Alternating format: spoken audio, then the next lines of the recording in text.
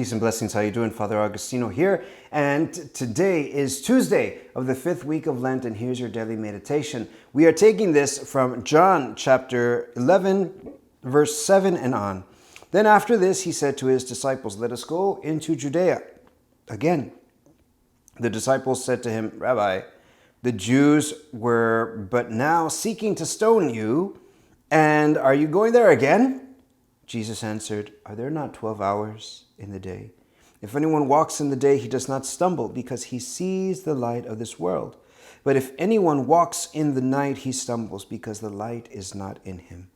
Thus he spoke, and then he said to them, "Our friend Lazarus has fallen asleep, but I go to wake him out of sleep." The disciples said to him, "Lord, if he's falling asleep, he will recover." Now Jesus had spoken of his death, but they thought that he meant rest in sleep. Then Jesus told them plainly, "Lazarus is dead. And for your sake, I'm glad that I was not there, so that you may believe. But let us go to him." Thomas, called the twin, said to his fellow disciples, "Let us also go, that we may die with him." My brothers and sisters, has God ever asked you to do something that you just don't understand? That it's just like so counterintuitive. It just doesn't necessarily make sense, but like it's from him.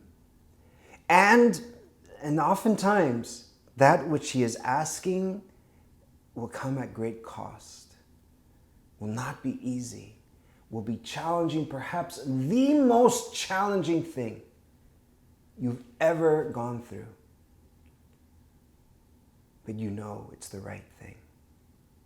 I was speaking to a young woman, a single mother, who had all the makings of aborting her baby. And I was speaking to her and asking her how it was going, and she just said, "Father, it's hard."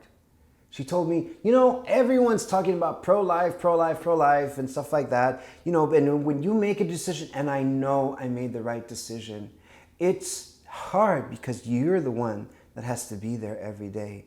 And I said, "Yeah, you're right." And I said, you're the most pro-life person that we have." And she smiled and she said, "But it's the best thing I ever did in my life. As difficult, as hard as it is, my daughter is the love of my life." My brothers and sisters, oftentimes when God is asking us to do something that doesn't make sense, but we know it's him that's asking, I ask you, trust the disciples in this gospel. They couldn't get it. There was something that wasn't clicking in their head. All they were thinking about is saving their own skin. I don't know how many times God's will has not been done because we are more concerned about saving our own skins, about saving our own reputation, about our own vanity, our own fear.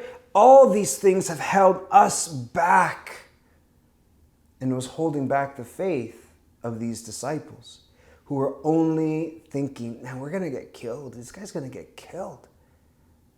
Whereas they didn't know that laying down his life was the purpose of his earthly existence. Jesus came to lay down his life. And I think that him raising Lazarus back from the dead was going to help them understand in a deeper way, at least so many others around them.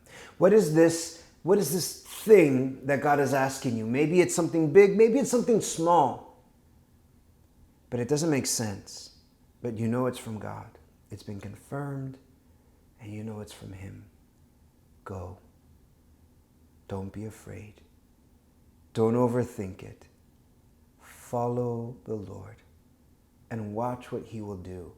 With your little yes, he will do great things. We'll see you tomorrow in this daily Lenten meditation. Peace and blessings.